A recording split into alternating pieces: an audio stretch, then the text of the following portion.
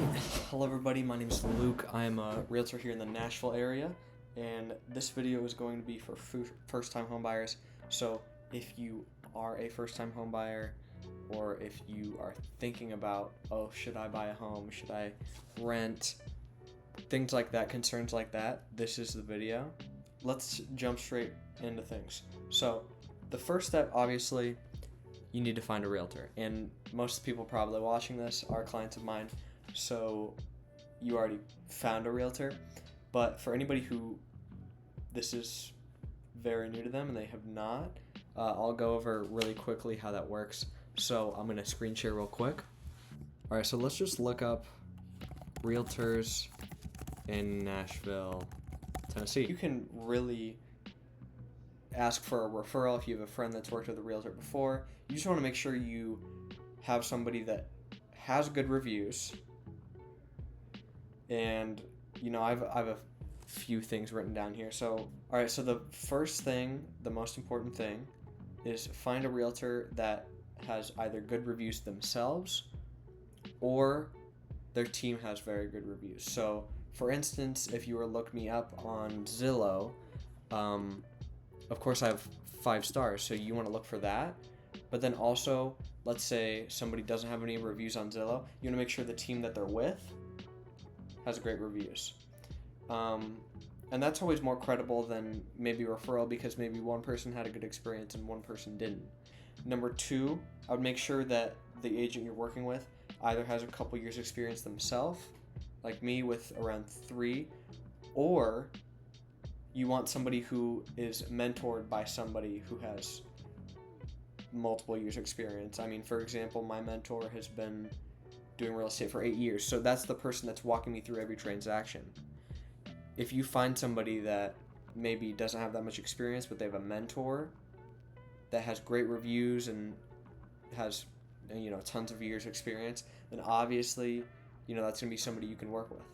All right, number 3, this is, I think, the most important, honestly, over the other 2, communication. If you don't have an agent that's prompt, especially in a competitive market, every single other buyer and agent is going to obliterate you. and that's like a harsh term, but let's say you find a house you really like and you text your agent, hey, we want to see this. Or let's say you're under contract and something comes up. You know, you want somebody who's going to be quick to respond and quick to handle those issues. Let's say you text them middle of the day. If they don't respond by like the evening or by the, you know, the next morning, that's a problem. You want somebody that's going to be responding every day. Let's say you text them in the morning, they should be responding, you know, in the afternoon after a few hours. You know, I can be in client meetings for 3 hours straight, or let's say I'm in a mastermind. That's going to take, you know, 3 hours for me that I won't be able to respond. But if you don't have an agent, if you have an agent that is just not responding, like ignoring you, like they're ignoring you if it takes them that long, typically, unless, you know, they have something going on, obviously. Number 4, personality fit. If you just don't like your agent, do not go with them. Don't waste your time. I mean, there's other great agents out there that will be a better fit for you. And then number 5, and this is the last one for the first step, if I were to give you advice on how to pick an agent, do it sooner than later. Because if you were to wait until, you know, let's say you're looking on Zillow and you find a home and you want to go see it, I mean, you can reach out to a realtor then. That's, I mean, if you're just starting your search, that's fine. But if you are thinking about buying a home, you really should just be reaching out to a realtor as your first step. And I'll explain in a second why that is. Yeah, so do it sooner than later, even if you don't think you're ready. Let's say maybe you're just searching for homes and you see one you like. That's the time to reach out. Or let's say you're even thinking about, I kind of want to buy a home. And this is on the sell side too. I'm thinking about selling my home. Reach out to a realtor then, because you get so many resources and so much perspective that will help you when you do actually decide to start looking at homes, start buying, start selling. Little disclaimer, this is not part of the first step, but do not do not. And this is not advice, of course. None of this is advice. But in my opinion, you should never go straight to the list agent. So let's say you find a home on Zillow and it says, oh, contact this agent for more information, or, oh, this is the listing agent of this home, contact them if you want to move forward with the house. That is that's something you should not do. And I'll give you one really, really big reason. I mean, obviously there's multiple. The listing agent does not have your best interest. They have a legal obligation to get the seller the best deal possible. They have a fiduciary duty to do that. So if you're going straight to the listing agent, if you think you're saving money, they're literally trying to make their seller the most amount of money. Rather than if you go with a buyer's agent, they're going to be trying to make you the most amount of money. Or save you the most amount of money when you do purchase that home. I mean, the way commissions work nowadays, there's really no downside to working with a buyer's agent. It's just upside. Okay, and then this is a disclaimer before we get into the rest of things. Do not get stuck in the renting cycle where you get out of college or you get out of high school, you start a job, and then you rent. And then you move to a new rental, or maybe you stay at the same rental and you rent. And you keep renting, and you keep renting, and you keep renting. I have a couple statistics on this I want to pull up. The average person spends $144,000 to $240,000 before they buy a home on the rent. So they're spending anywhere from $144,000 to $240,000 on rentals before they buy a home. That's money they could literally be investing in themselves in an appreciating asset. And if you're already past that point and you already have been renting, the time is now. There's no better time than now. Homes, I mean, we're in election season right now, but still in Nashville, homes are going up. And especially in Nashville, homes are going up. In any market, homes typically appreciate 3 to 4% a year.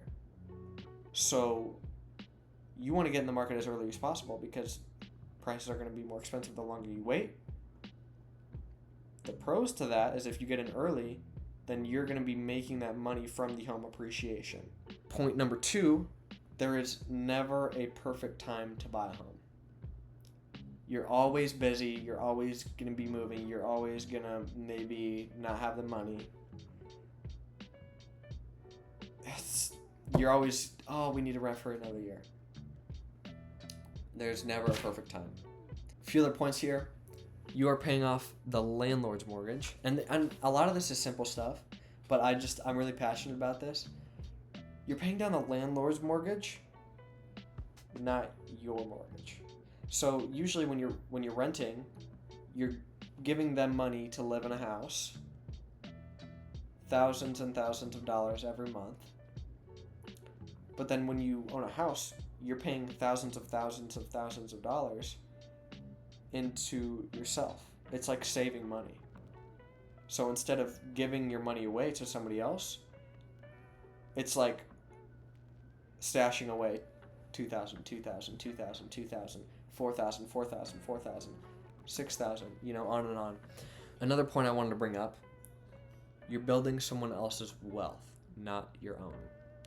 And another thing that's related to this is that homeowners, opposed to renters, have an average of 44 times higher net worth. 44 times. That's just 44 times is like an unfathomable amount. Now, before we move on, the biggest part about this is missing equity growth, especially in Nashville. So in Nashville, in fact, let me pull up the stats of this. So I did a video on this a while ago. but let's bring it up real quick. So let's just look at the home prices in Nashville. I'm gonna pull this up real quick. Nashville, Tennessee. Here we go. All right. Let's look at the home prices in Nashville. You've got the steady growth. Of course, Nashville blew up, and Nashville's still blowing up. So after rates drop and the election happens, we're gonna have another whoop. But if you just look at these numbers. It's unreal. But anyways, let's get back to the point here. Main camera. All right. The point I want to make with that is that's money you could be making. That's equity growth that you could be having. After you find a realtor, you want to get into the pre-approval process. And the realtor will mostly guide you through all this next part. So I'll go through this next part super quickly, because once you find a good realtor, none of this stuff you really need to know. Ask your realtor for a referral to a lender. And you have the freedom to choose whoever you'd like, but usually when you're working with a preferred lender, you're going to get preferential treatment. All right, next thing, and I'm taking forever. I'm just so passionate about this stuff. So the next thing here is be honest on your pre-approval application. So you're going to get this application. It takes like 15 minutes, super quick, but you basically prove your income, prove your savings, etc., etc. And one thing that you really want to do is be honest on this application. They don't really hard check if the information is correct in your pre-approval. But when you do, let's say you get under contract on a home, in the closing period, they're hard checking all of that income to make sure you're actually making that income. So your deal will fall through. If you, let's say you lied and you got pre-approved for $1 million and then you bought a $900,000 home, you can get under contract, but it's going to fall through in 15 days. So when they underwrite it. So be honest on this application. And this is why you want to reach out to a realtor early, because you can get involved in this pre-approval process early. I mean, that's the biggest thing. If you get pre-approved earlier before you start looking at homes, then you can see how much you can afford. Because I've had worked with clients where they're looking at a certain price range and then they get pre-approved and they end up being able to afford way more. So let's say they were looking at $200,000 homes, which you're not going to find in Nashville. But let's say they're looking at $200,000 homes and then they get pre-approved for $400,000 and then they can bump their price range up. Another thing, you might not be able to afford as much as you think you can. So there's some people, especially if you're self-employed and you have a lot of tax deductions, it goes on and on. But you really want to do this early so that you can see if you can get pre-approved for more or less than you think. And the thing is, there's a lot of programs like FHA, VA, THDA in Tennessee, and these loan programs, maybe you don't have enough down payment or the rates are too high. If you go with FHA or VA or THDA, there's down payment assistant programs, there's interest rate cuts, there's so many different things. I mean, they're lenient on credit score with the VA and FHA. So this is something really to keep in mind. And make sure you do it early. And then also, when you do buy a home, you're going to have closing costs, down payment, and earnest money. So I'll go over those three things really quickly. Earnest money is typically, at least in Nashville, is typically 1% of the purchase price of the home. So let's say you have a $500,000 home. Earnest money is going to be $5,000, right? So you can do however much earnest money you want, but that's custom. And this is rolled into your down payment once you close on the home. So it's not like you just give them the money, right? But it just shows you're serious. So let's say you get under contract and for no reason you're just like, oh, I'm pulling out. I don't want to do this home anymore.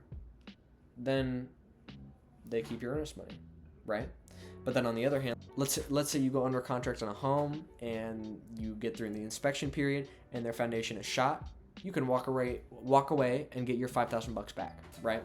So the next thing I want to go over is number 2, which is closing cost. This can be anywhere from 2 to 4%, and this is due at the closing table. Most of it is lender title company fees.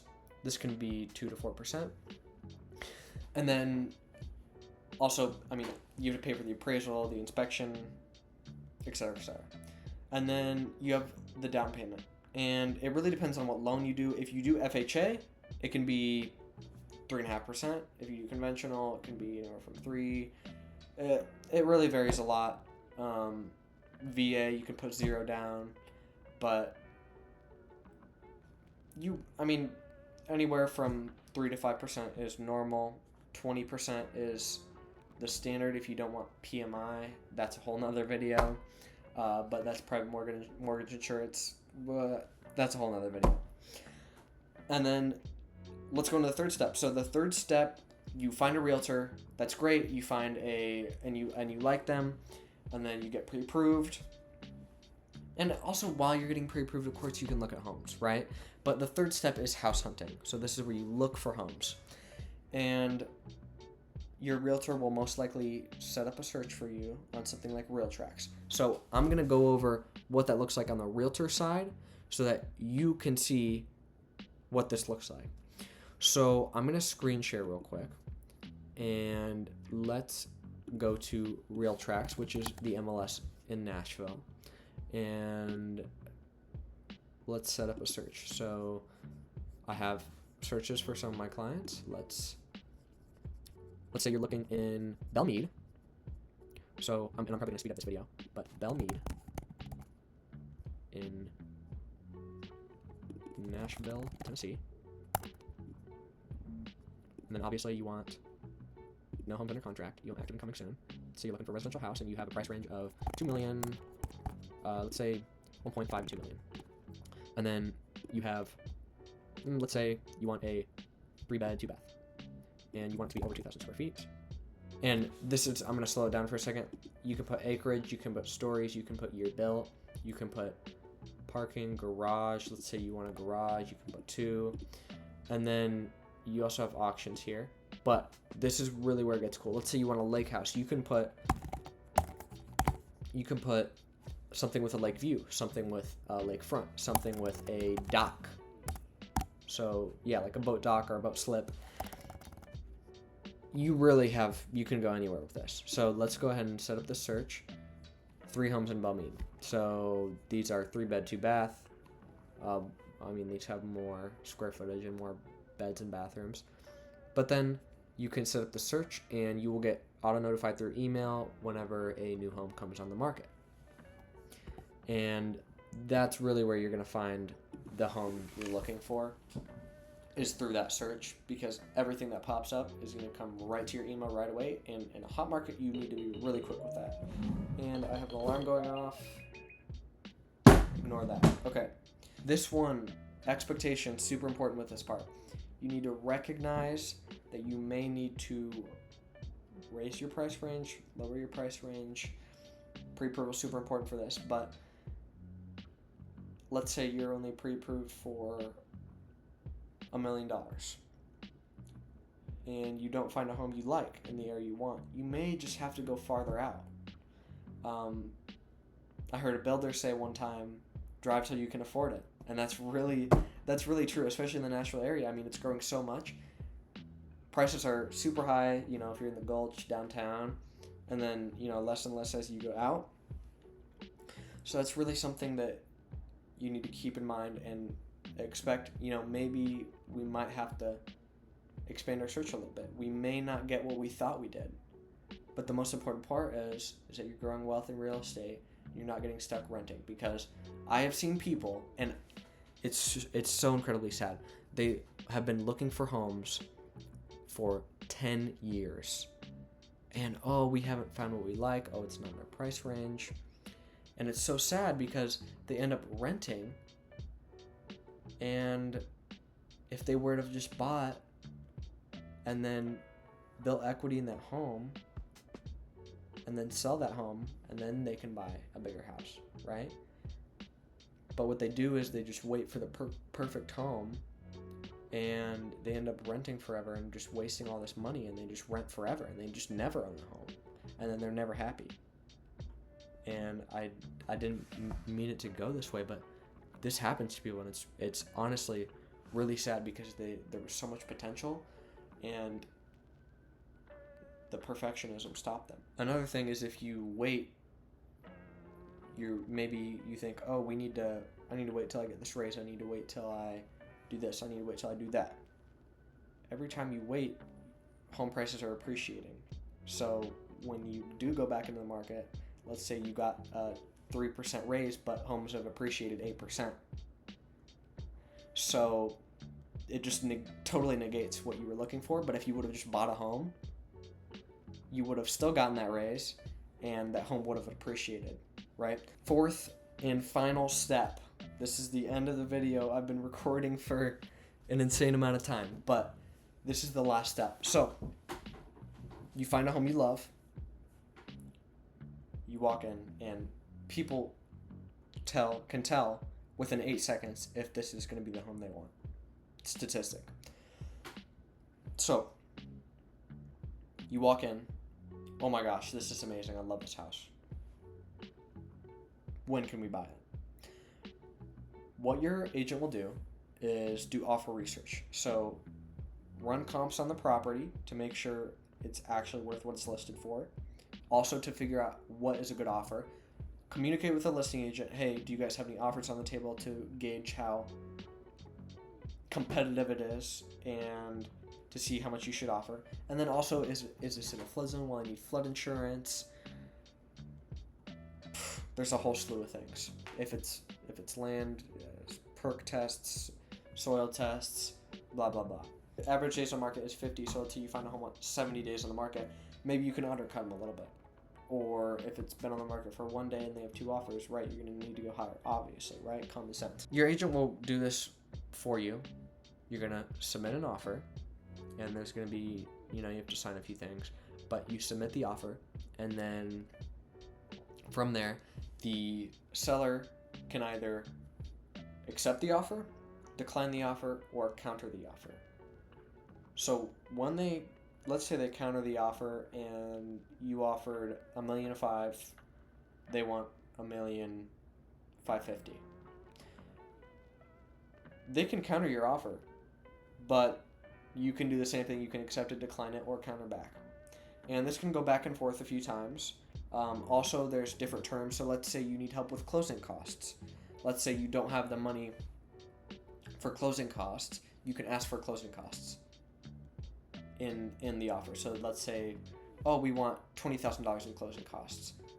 No, we're only going to do $10,000 in closing costs, etc., etc. I'll go through this last part super quick because your agent will walk you through this, right? Once you get under contract, and under contract is when somebody accepts the offer. There's a few steps.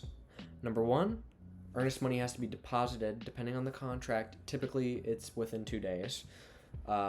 Really, you should do it first day. It's not hard to do. There's softwares like Earnest, or you can do it by check. But earnest money. Next part, inspection period. Typically, it's 10 days, so you have an inspector go out there, and then they give you, typically same day or the next day, after the inspection, they will give you a list of all the things they found. Now, don't be scared because there's going to be, no house is perfect, right? There's going to be things that maybe you want fixed or whatever.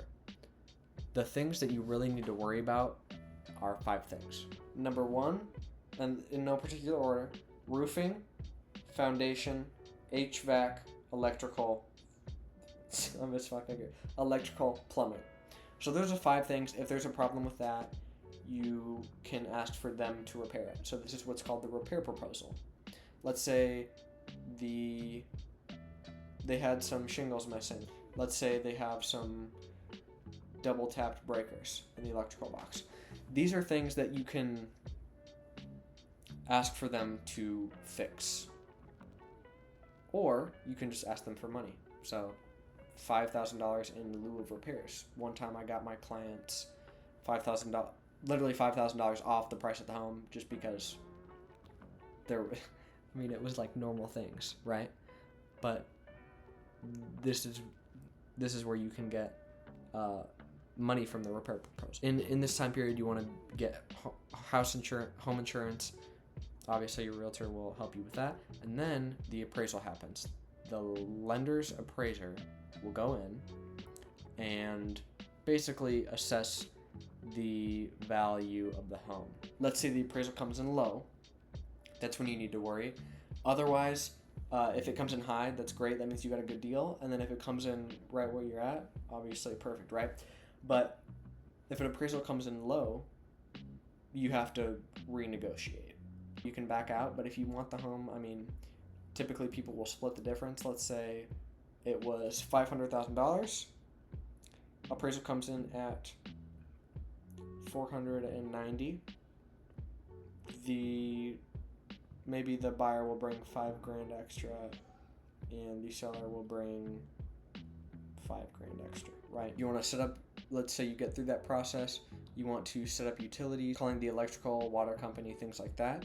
And then you have your final walkthrough a day before to make sure they either repaired everything or the house looks like it did when you first looked at it. And then you close. Bring your ID, sign some papers, and you get the keys. And that's all. So that was it. If you guys need help buying a home in the Nashville area, I am a realtor in the area. So if you found this valuable, please go ahead and shoot me a text. My number is in the description.